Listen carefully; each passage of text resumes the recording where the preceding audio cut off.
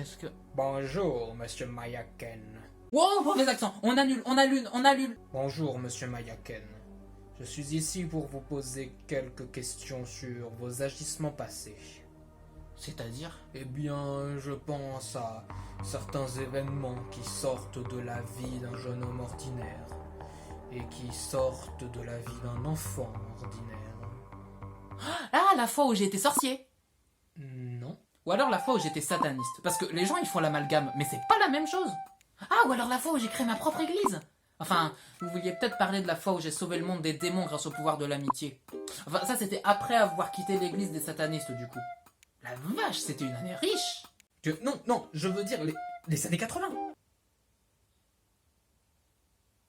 Vous savez, ça, c'est une histoire que peu de gens connaissent. Et ceux qui y sont impliqués ne vous laisseront pas vous en sortir comme ça. Vous êtes sûr? Bon. Mais avant de commencer... J'ai le nez qui me gratte terriblement, mais je suis attaché. Est-ce que vous pourriez m'aider, s'il vous plaît? Wow.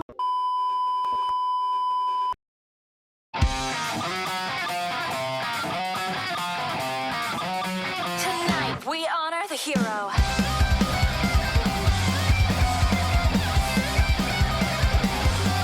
Tonight they'll don their masks, the kids that tear it down, and all the scheming lies will soon evoke the end. Turn up the temperature, entice that golden taste, give it some flavor. Let's drive them crazy. Return to the yesterday we cast away. Let's drive them crazy. We'll overrun the point of no return. I know. Let's drive them crazy till you will find your vendettas futile. So throw away that ego. Have you gone crazy? Call out to me. Come on again. Are you ready to respect the hero? Bonjour et bonsoir à tous et à toutes, et aujourd'hui nous allons nous replonger dans un bain de nostalgie. Bon retour aux 80s. Et ouais, vous noterez que même quand on n'a pas vécu aux années 80, on se sent nostalgique quand on y repense. Enfin après je parle pour vous, hein, parce que bon, vous avez vu mes cheveux, bien sûr que j'ai vécu aux années 80. Mais comment tu t'es détaché? Détaché? Ah, ben en fait non, c'est des menottes jouets. Du coup, ben j'ai juste à appuyer sur un bouton et pouc. Et... Est-ce que je pourrais rester comme ça pour la vidéo? L'ambiance des 80s a démontré pouvoir toucher à un vaste public à plusieurs reprises, notamment avec ça ou alors Super 8 ou Stranger Things. Mais c'est d'autant plus vrai avec un rôliste. Quand un rôliste pense aux années 80, il se plonge dans une époque où on appréhendait tout juste les jets de dés, où on découvrait à peine les 1000 moyens qui existent pour devenir un grand héros.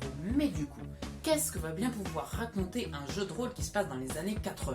Vous allez jouer à des enfants qui font un donjon et dragon? Bof, non. On va faire quelque chose d'un peu plus intéressant. Je me souviens que pendant les 80s, tout le monde était constamment mis en danger. Les attaques extraterrestres, les êtres extradimensionnels, les armes secrètes du gouvernement qui dérapaient, les Russes, putain! Alors le shérif m'a jamais cru, mais c'est comme ça que sont morts mes bullies. Ah oui, parce que la police, l'armée, tout ça, ça ne servait à rien à l'époque.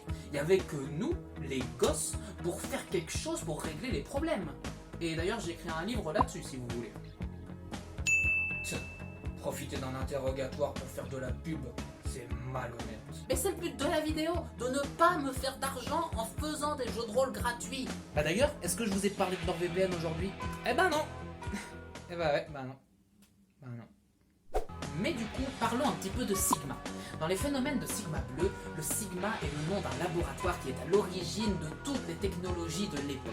Ils sont à l'origine des intelligences artificielles, de la médecine miraculeuse, des vaisseaux qui volent dans le ciel.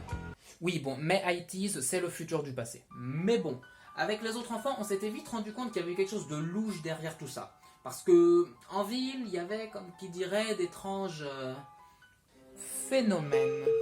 Et c'est comme ça qu'on avait fini par partir en ville et aux alentours pour enquêter. Alors les gens, ils nous traitaient de petits fouineurs qui faisaient que de faire des trucs louches, mais en vrai, on l'a sauvé un bon nombre de fois à la ville. Et comment avez-vous rencontré ces enfants? Oh! Je l'ai vu aussi. Il était dans la forêt. Mais il y avait aussi Des dessins sur les arbres. Moi aussi je les ai vus. Et j'ai entendu un rire, mais qui ressemblait à celui d'une hyène. Je l'ai vu moi aussi, près de chez les Williams. Mais qu'est-ce qu'on peut faire? C'est délicat. Ça me rappelle un film. Je crois que c'était... Hit. C'est le nom du film. Moi aussi je l'ai vu. Est-ce que je pourrais faire partie de votre groupe? Parce que je suis tout seul et du coup je me disais... Les amis, est-ce que je peux arrêter de faire lapin maintenant? Et je peux vous dire que c'était pas simple, parce que même si on oublie les créatures bizarres qui voulaient nous manger, il y avait quand même les agents du laboratoire qui venaient nous dire de rentrer chez nous pour enquêter à notre place. Bon après c'était pas une grande menace, mais nom de Dieu, qu'est-ce qu'ils étaient cons! Parce que tu pouvais être sûr que si jamais nous on échouait ou qu'on abandonnait, et ben les policiers et les agents secrets de Sigma, ils étaient pas foutus de faire le taf à notre place, et du coup, et ben tout le monde mourrait. Et puis alors ça, c'était le pompon. Quand je vous dis laboratoire, vous pensez lieu où l'on réunit et dispose les installations et produits nécessaires à des recherches, à des expériences, à des contrôles scientifiques et techniques nécessaires à la recherche scientifique. Mais dans les années 80, un laboratoire, ça se définit exclusivement par sa connerie. Les laboratoires de Sigma Bleu, ils étaient constamment à faire des expériences bizarres. Sauf que du coup, tu pouvais être sûr qu'il y avait au moins un phénomène paranormal sur deux qui était dû à leur connerie.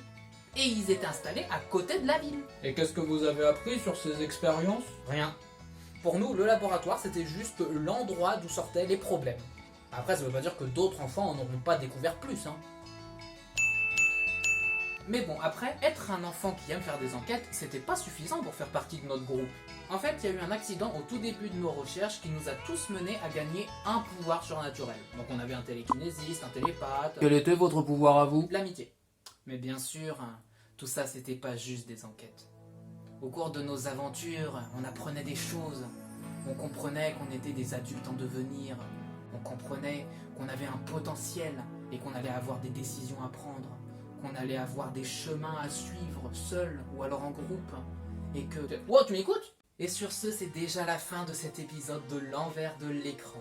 Et d'ici à la prochaine fois, je vous invite à me raconter en commentaire comment se sont passées vos parties, à me dire si les règles et l'univers étaient clairs et compréhensibles, et bien sûr à aller voir Tales from the Loop, Stranger Things et tout un tas d'autres œuvres qui pourront vous inspirer des histoires et des personnages. Et sur ce, je vous dis à la prochaine, ciao!